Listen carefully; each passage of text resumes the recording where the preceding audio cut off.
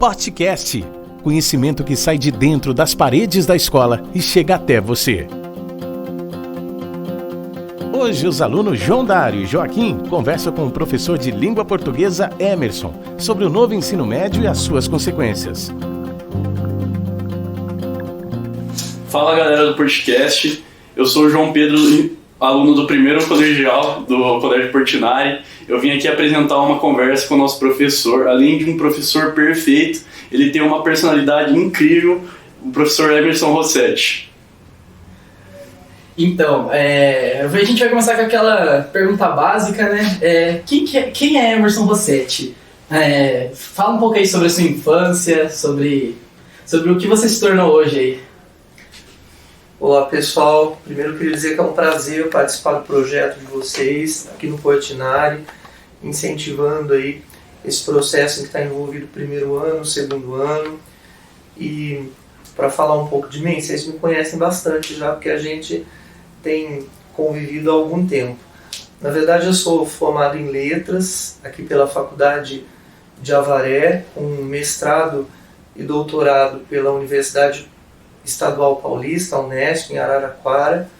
Eu estudei um pouco de teatro e comédia e trabalho na área da educação há 30 anos, como professor de literatura, de gramática, de redação e de interpretação de textos.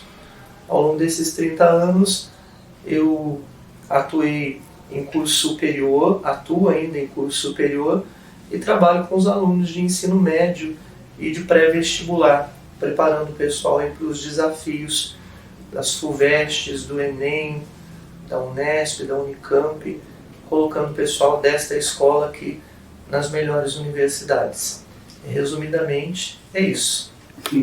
Professor, eu gostaria muito de saber, qual foi a importância do estudo seu no seu estudo, no seu foco em geral, para você se tornar um professor, para você criar essa vontade, de onde surgiu essas coisas? Então, eu acho que a escola foi para mim um ambiente de transformação. Eu me encontrei quando eu me propus a buscar o conhecimento, quando eu comecei a entender o que é que isso significava. E por meio das disciplinas, eu literalmente fui descobrindo coisas que, se não fosse através da escola, certamente seriam questões às quais eu não teria acesso. Na medida em que isso foi acontecendo na minha vida escolar, que eu fui crescendo, que eu fui amadurecendo, eu também fui fazendo escolhas, porque, como é natural que aconteça com todos os alunos, você vai percebendo preferências, né? Então, alguns gostam mais de estudar matemática, outros preferem português, outros se afinam mais com a área de biológicas, e isso é natural que aconteça. E na medida em que isso foi acontecendo, eu fui investindo na área em que eu preferia, mas também sempre tendo consciência de que aquelas que não eram as minhas preferidas, ou diante das quais eu não tinha a mesma facilidade, serviam muito para mim, porque me ajudavam a explicar questões da área a qual eu me dedicava. E até hoje eu tenho essa consciência. Eu poderia ser um professor melhor, eu entendia isso, né, na medida que eu fui decidindo o que eu queria, se eu tivesse conhecimento também, não só especificamente da área em que eu fosse atuar, mas daquilo que as outras disciplinas podiam me oferecer como conhecimento, como repertório, como possibilidade de leitura e de compreensão do mundo. Isso foi importante para mim. A escola foi, de fato, transformadora na minha vida, na minha profissão, e continua sendo. Não mais como aluno, mas acho que agora, eu espero, que como professor. E então já vamos para um assunto meio polêmico aí, né? Sobre o novo ensino médio aí. Você que tem mais propriedade para falar, assim, gostaria que o senhor desse uma palhinha aí do que vai ser o novo ensino médio para os espectadores aí que estão meio fora, meio desligados sobre isso, e gostaria que você desse sua opinião, como vai ser, como vai o andamento desse novo ensino médio aí. Pois é, eu acho que é do conhecimento de todo mundo que a educação no nosso país não tem oferecido os melhores resultados, né? Nós temos visto aí pesquisas, provas aplicadas pelo governo que depois são tabuladas, que se transformam em resultados que têm sido muito aquém daquilo que nós esperamos ou consideramos satisfatório. Diante disso, há uma providência no sentido de repensar um pouco esse ambiente escolar, a proposta, a grade curricular e o papel do aluno, o papel do professor nesse novo contexto. Eu sou bastante esperançoso, sou bastante otimista com relação às mudanças, porque eu acho que elas são necessárias e é preciso que as coisas aconteçam para que nós possamos avaliar até que ponto essas experiências e essas intervenções são positivas ou não são positivas. Tudo está muito no começo ainda, as coisas estão começando a acontecer. E é bastante natural que no início de um processo a gente aprenda como é que ele funciona. O que eu tenho visto bastante, e porque tenho contato com muitas pessoas ligadas à educação em todas as esferas, é que todas as pessoas estão apreensivas, todas as pessoas estão confiantes, mas também sabem, têm consciência de que é o início de todo esse projeto e naturalmente ele vai ser construído dia a dia. Eu tenho a impressão que erros, que equívocos vão acontecer e eles precisam ser assumidos, precisam ser discutidos para que num dado momento toda essa modificação produza de fato o resultado que se espera, né? Uma qualidade maior, mais convincente, mais satisfatória para a formação dos alunos que estão no ensino médio. Mas, a priori, eu recebo com otimismo essas modificações e essa tentativa de criar um perfil de aluno um pouco diferente daquele que tradicionalmente se conhece na história da nossa educação, de um aluno mais passivo, que agora passaria a uma condição de mais realizador. Acho isso bom, eu acho que o aluno precisa assumir um pouco mais a responsabilidade também por esse processo, né? Não é só papel da escola, não é só papel do professor, o aluno precisa estar junto de maneira mais atuante, mais participativa. Isso eu acho que pode ser um fator positivo e que vai promover transformações. Vamos aguardar, vamos ver quais serão e até que ponto elas precisarão ou não ser reencaminhadas. Sim, professor, mas como é um projeto novo, né, e o senhor já está 30 anos de profissão, né, sendo professor atuante já? Sim. Você consegue citar uma mudança do antigo novo do sistema de ensino para esse novo que você acha, tipo, pegou mais você, assim, você viu nele uma coisa diferente, assim, que você nunca tinha visto e que você acha que vai dar certo? Mesmo sendo ainda um projeto, né, um negócio muito novo, que você acha que...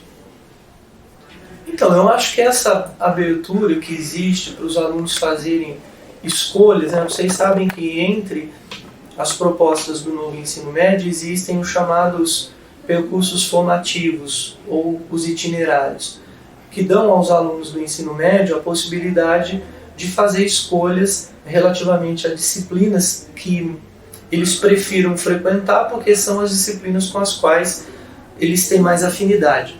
Eu vejo isso de maneira muito positiva, porque, de modo geral, nós temos uma história da educação que está ligada ao fato de sermos impostos a um currículo que nós não escolhemos, e independente das decisões e das escolhas que nós fazemos sobre a profissão que queremos seguir, nós seríamos teoricamente obrigados então a frequentar todas as disciplinas. Ou seja, mesmo que eu tivesse escolhido lá no meu primeiro ano de ensino médio, já que a minha praia era humanas, eu precisaria ter uma carga horária X de matemática, de química, de biologia, e a área que eu estaria escolhendo ela não traria aí uma carga horária, uma oportunidade maior de conhecimento ou de aprofundamento para mim. Os itinerários propiciam isso, né? Que você pode escolher dentro das diversas áreas uma área específica, aquela com a qual você simpatiza, aquela que tem a ver com a área que você vai escolher. Então eu acho isso bacana. O aluno tem a oportunidade de aprofundar o conhecimento dele na área em que ele está escolhendo, né? Aquela pela qual ele está optando. A grande verdade também é que se a gente nem precisa voltar tantos anos, mas a nossa história da educação, ela tem sido feita de diversas tentativas, de diversos projetos, não muito distante. Nós podemos pensar no projeto da escola padrão, nós podíamos citar também muito recentemente ainda, se pensarmos em termos históricos, o projeto do Cefam para a formação dos professores ligados à alfabetização, que foram projetos teoricamente bem conceituados e que tiveram êxito no momento em que foram empregados, mas não houve uma política de continuidade por parte dos governos. Essa é uma preocupação que eu tenho, né? Até que ponto essas questões vão ser de fato abraçadas pelas continuidades políticas, para que esse processo possa ser administrado, para que ele possa ser ampliado, para que ele possa ser revisto e aperfeiçoado. Acho que isso é importante. Eu não acredito que de primeira tudo nele funcione. Acho que a gente vai precisar fazer revisões, a própria escola vai aprender, o aluno vai se habituar. E eu espero que, diferentemente do que aconteceu com outros projetos que também já tinham potencial de oferecer uma qualidade de ensino melhor, eu espero que dessa vez as coisas aconteçam de maneira mais corrente, de maneira mais segura, de maneira mais contínua, mais responsável. Gostaria que o projeto tivesse vida longa, mas isso vai depender naturalmente dos resultados e das práticas, né, às quais as teorias serão submetidas nesse caso, né? E o senhor acha que com todas essas mudanças aí que vai ocorrer no novo ensino médio, você acha que a formação dos professores, os professores que estão aí por vir, vai ser diferente? Eles vão vir com outra mente, com outras ideias? O que você acha disso? A gente está vivendo um momento em que a crise da educação não atinge só a qualidade da formação dos alunos, mas ela também está ligada a um processo da qualidade da formação de professores. É uma outra questão que vem sendo bastante discutida, vem sendo bastante debatida.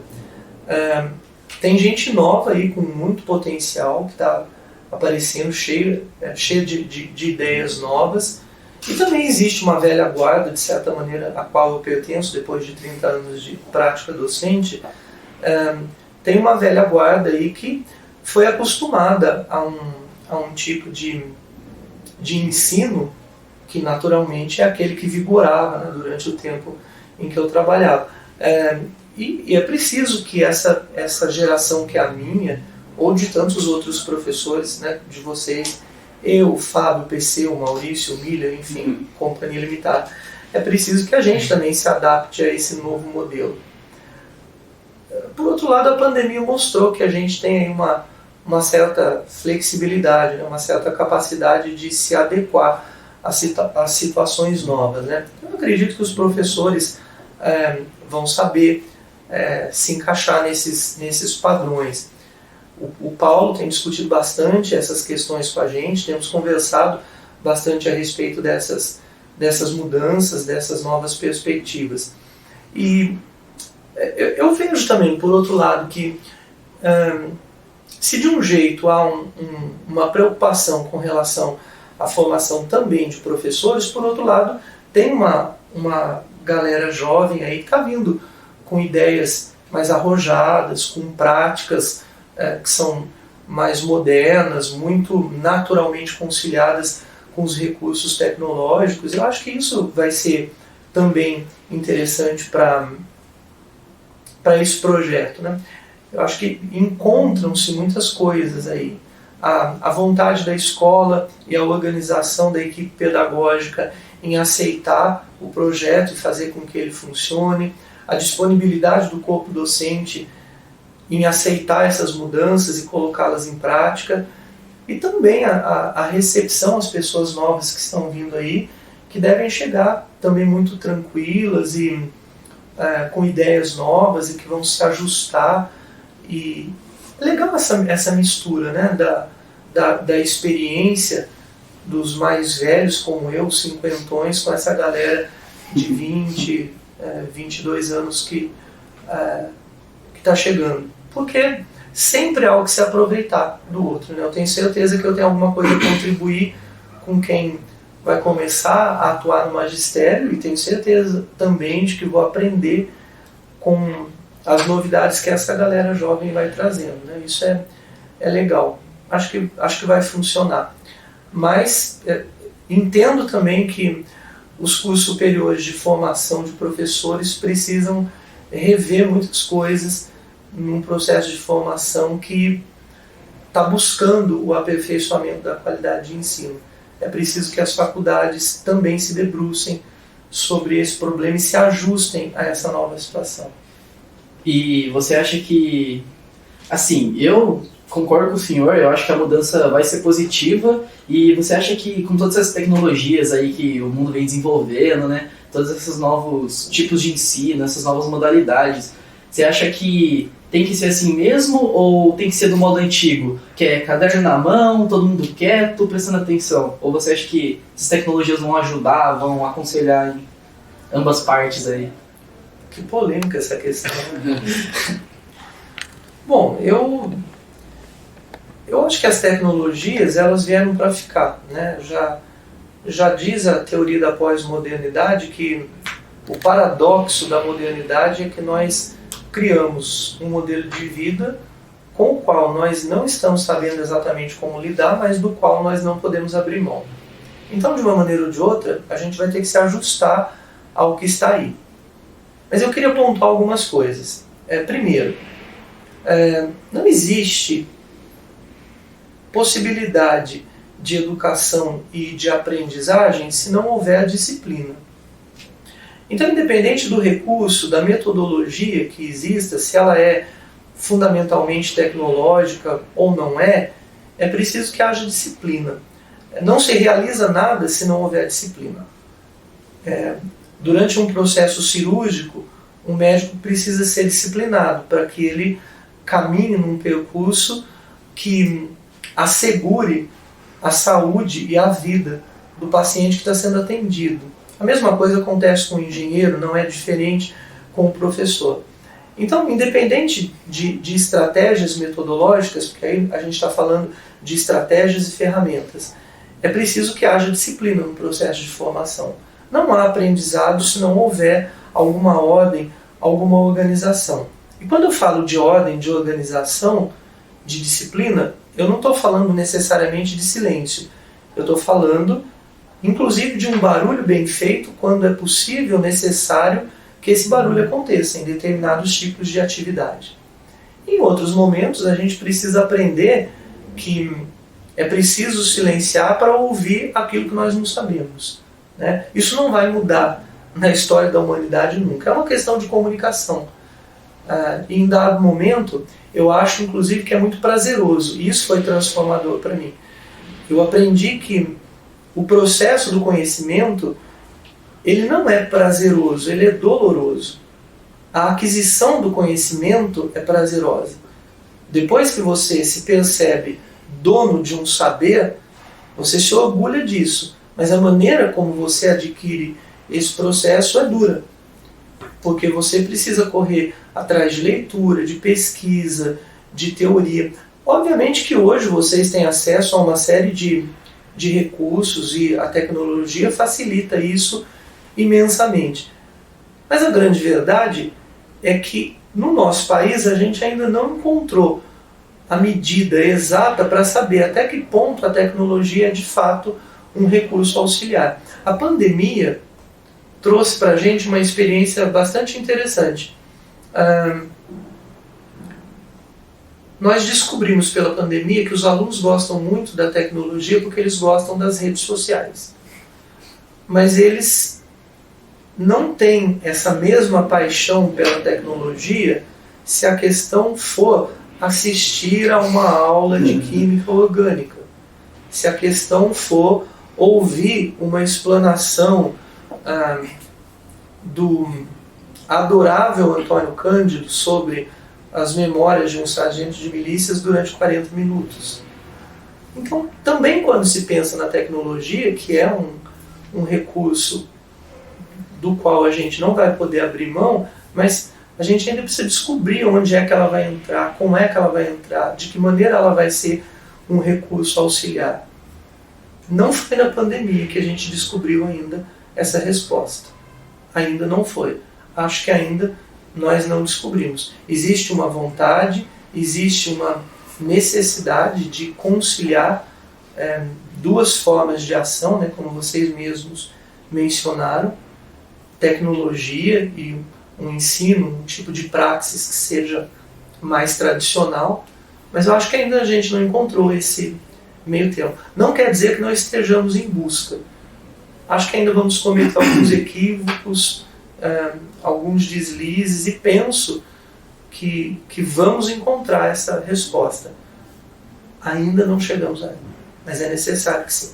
Professor, por mais que denso, e como você mesmo classificou, o processo de aprendizado é doloroso, mas o ensino médio novo, ele tem essas características, mas ele também é mais adaptável e customizável para o aluno. Daí você leva em consideração aquele papo velho já, que pode ser uma coisa que você gosta de fazer, você vai piscar, vai estar 8 horas já fazendo a mesma coisa, e se for uma coisa chata, você vai... Primeira coisa mais interessante vai virar interessante no momento, né? Como você classifica, tipo, pro aluno, você acha mais esse conjunto que vai deixar ele mais aberto do que ele quer como profissão para o futuro dele, vai deixar ele mais sem, tipo, mais interrogações mesmo, vai deixar mais claro? Há uma possibilidade hoje muito grande para o pessoal que está no ensino médio de buscar informações sobre a profissão que ele pensa seguir. Vocês têm aí a internet, vocês têm contato com profissionais de diversas áreas, no convívio diário de vocês, porque conhecem um amigo, porque o pai do amigo, porque o tio do amigo, etc. E através disso vocês têm muitas informações sobre a realidade da vida profissional, como é que é o cotidiano, como é que é a rotina de tudo isso. Eu tenho pensado ultimamente que os alunos são obrigados, né, entre aspas, mas a verdade é essa mesma, a fazer uma opção profissional muito cedo. Muitas vezes parece que eles não estão suficientemente maduros para fazer uma escolha que é tão determinante. Porque, a priori, o que se pensa é que a profissão é uma coisa que vai acompanhá-lo para o resto da vida, né? Então, embora haja muitas fontes diante das quais ele possa buscar informação, sempre fica aquela interrogação, né? Será que é isso mesmo? Será que essas informações que eu tenho por essas fontes são informações suficientes para que eu tome uma decisão de fato, né? Alguma coisa que seja definitiva? Nós temos visto em muitos casos de pessoas que começam os cursos que escolheram e que percebem que não era exatamente aquilo, não se adaptam. Nós temos casos, inclusive, bastante misteriosos de pessoas que abandonam o curso no último ano, né, que é mais frequente do que nós imaginamos e menos compreensível do que eu sou capaz de explicar. De todo jeito, acho que essa possibilidade de abrir frentes que favoreçam você a se aprofundar numa determinada área, que é aquela em que parece que você tem interesse, eu acho que isso é muito positivo, né? Porque é mais uma fonte de informação, é mais uma fonte de busca de conhecimento, e ali você vai estar vendo. Aquilo está te satisfazendo, em busca desse universo, desse campo de conhecimento que você está, é isso que te dá prazer, é isso que te atrai diante das possibilidades que a escola apresenta. Por isso que eu vejo de maneira positiva. Eu acho que é uma alternativa a mais. E é uma alternativa boa, né? Já houve um tempo na história da educação. É que quando eu falo história da educação eu me sinto muito primitivo. Mas é porque eu li essas coisas, né? Não exatamente porque eu tenha vivido todos esses ciclos. Mas já houve um tempo na história da educação que, quando as pessoas chegavam ao ensino médio, elas faziam opções pelo normal, que correspondia ao magistério, pelo científico. Esse é um modelo. O modelo de hoje não é exatamente um modelo tão novo ou tão inédito, né? Eu acho que ele é, como tudo que há na pós-modernidade, uma releitura de coisas que já aconteceram, mas com uma roupa nova, né? Com um sotaque diferente, com elementos que são próprios do tempo, como, por exemplo, a ajuda das ferramentas tecnológicas, enfim. Acho que o simples fato de haver uma tentativa no sentido de melhorar e de criar novas oportunidades, eu já acho que é positivo e precisa ser respeitado, trabalhado, né, e gerenciado. Eu concordo com o senhor, mas no meu modo de pensar, eu penso que o nosso país, assim, ele é meio carente ainda em partes. Não economicamente, assim, mas um pouco intelectualmente também. Eu não sei se toda a população brasileira, todos os estudantes vão ter acesso a essa modernidade, sabe? Por exemplo, vou ter uma internet boa aqui, um computador que preste para conseguir estudar, sabe? Eu acho que, tanto em escolas públicas quanto particulares, eu acho que não é totalmente 100% esse acesso, sabe? Eu acho que não é todo mundo que tem esse tipo de auxílio aí. Essa não é uma questão difícil de pensar, né? Nós somos um país que, pela nossa formação histórica, está enraizada na nossa prática política, por exemplo, infelizmente, o processo da exclusão, né? Da exclusão social, inclusive, é lamentável. Mas na pandemia, por exemplo, quando surge a necessidade de os alunos terem acesso às aulas por meio da tecnologia, vocês sabem que muitas pessoas não tiveram acesso porque não dispunham de recursos para isso. Não é? Então, eu tenho certeza, infelizmente, como tantas outras coisas, que esse ensino, por melhor que ele seja, ele não vai chegar a toda a sociedade. Aliás, eu acho que a gente precisa ser um pouco mais realista nesse sentido, né? Se nós tratarmos o que aconteceu até agora como uma velha forma, né, o que está começando a ocorrer como uma novidade, forçosamente nós pensaríamos que não são só as novidades que não vão chegar a todo mundo. Aquilo a que vocês têm acesso hoje também não chegou a todo mundo. Com certeza. Nós temos um sistema de ensino que ele pode até estar ultrapassado e ele pode até exigir revisões, mas ele é um sistema de ensino que, quer queira ou quer não, ele envelheceu sem ter sido conhecido por todos. É bom que fique claro para vocês que o acesso à escola particular, aos professores que têm uma especialização maior, um aprofundamento maior na sua área de atuação, aos melhores materiais apostilados, isso tudo é, na nossa sociedade, um privilégio. Vocês que estão aqui, que são os nossos alunos, são alunos privilegiados. Vocês estão numa escola que está entre as melhores escolas do país. Mas vocês pagam uma mensalidade, vocês pagam uma apostila, e isso é um privilégio que a maior parte da população brasileira não pode ter acesso a ele, né? Aliás, nós estamos falando de uma grande parte da sociedade brasileira que vive em situação de miséria. Provavelmente não seja prioridade para essas pessoas ir à escola ou ter internet em casa, porque elas precisam primeiro comer. E essa é uma realidade que talvez vocês não conheçam muito bem, porque ela é distante da vivência cotidiana de vocês. Né? Vocês chegam em casa de maneira geral, vocês têm comida, vocês vêm para cá de carro, os pais de vocês vêm buscá-los, no final de semana vocês vão ao clube, no final de semana vocês vão à casa dos amigos na represa, vocês têm uma vida social, cultural, vocês têm acesso à internet, o celular de vocês oferece esse recurso a qualquer momento.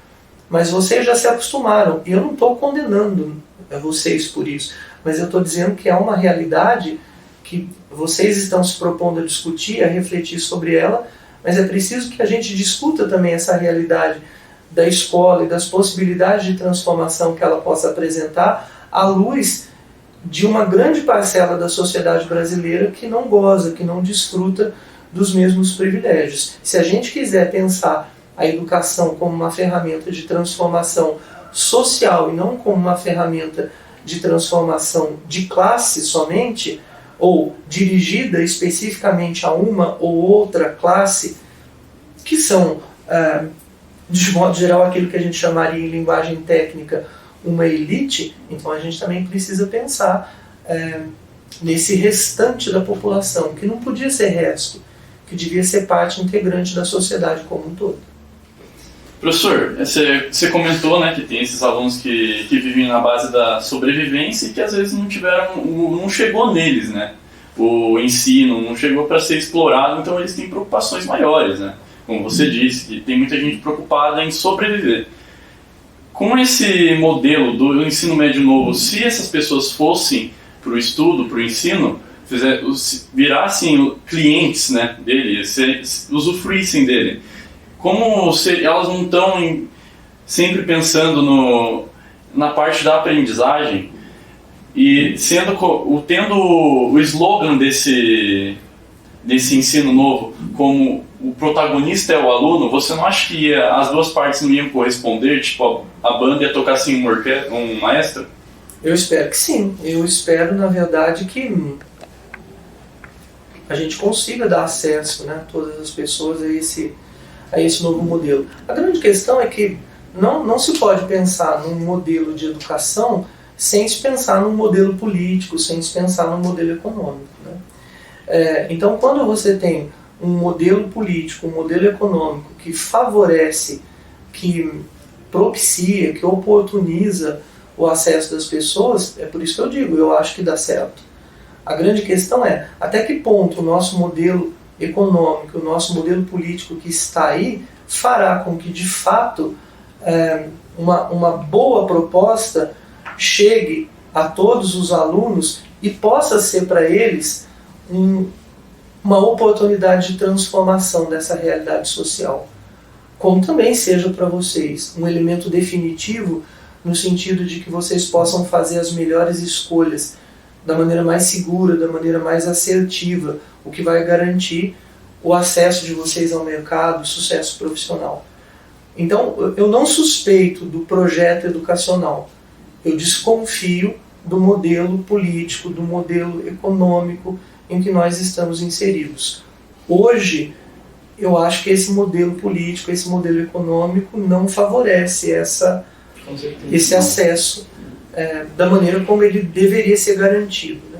Se a gente quer pensar em igualdade. Mas eu espero que haja mudanças, eu sou otimista nesse sentido, e que esse projeto educacional, como outros que também foram bons, tenha êxito. Eu estou aqui me lembrando de que basicamente quando eu comecei a minha carreira no magistério, eu trabalhei no Cefam, que na época era alguma coisa muito arrojada. O projeto de formação de professores no Cefam era muito arrojado para aquele período. Onde é hoje a diretoria de ensino de Avaré, aquele prédio próximo ali da rodoviária, funcionava o Cefam. Aquele prédio foi construído para esse projeto. E a proposta era que os alunos ficassem na escola o dia todo. De manhã eles tinham formação de conteúdos específicos, estudavam matemática, português, biologia, química, física, enfim. E à tarde eles tinham atividades práticas, em que eles deviam estudar as matérias e desenvolver projetos que seriam formas de metodologia a serem empregadas quando eles fossem atuar, quando eles se tornassem alfabetizadores. Por estarem na escola o dia todo, eles recebiam do governo do estado uma bolsa que correspondia, eu acho que a um salário mínimo.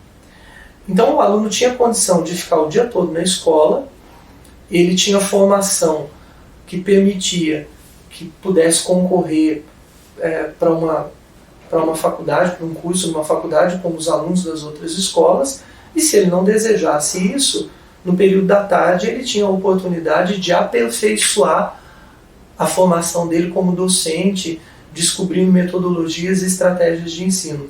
Era um projeto tão bom que, naquele momento, os alunos que eram formados pelo Cefam, invariavelmente eram aprovados nos concursos públicos das prefeituras na frente daqueles alunos que tinham cursado a faculdade.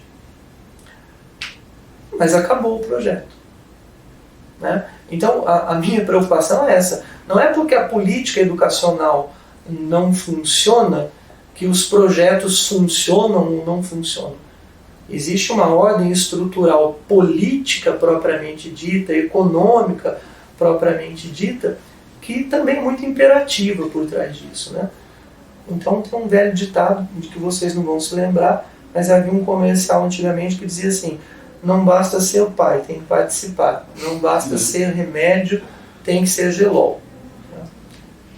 Não está patrocinando a gente, mas enfim, eu diria que a gente pode, numa relação de intertextualidade, dizer: não basta haver um bom projeto educacional, é preciso que não haja ingerência política. Quando não houver ingerência política, os projetos educacionais podem sim dar bons resultados. Acredito no potencial do novo ensino médio sob essa perspectiva. Eu acredito que nós todos aqui, né, estamos na torcida, né, para que o nosso modelo político, a nossa sociedade, faça acontecer esse novo projeto.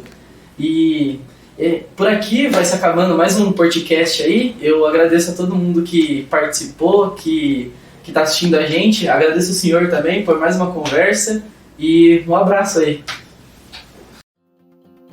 Gostaram? Então compartilhem o conhecimento e sigam nossas redes sociais: Facebook, Portinari Colégio, Instagram, Colégio Portinari Avaré, canal do YouTube, Portinari Avaré e o Spotify, Podcast. Até o próximo podcast.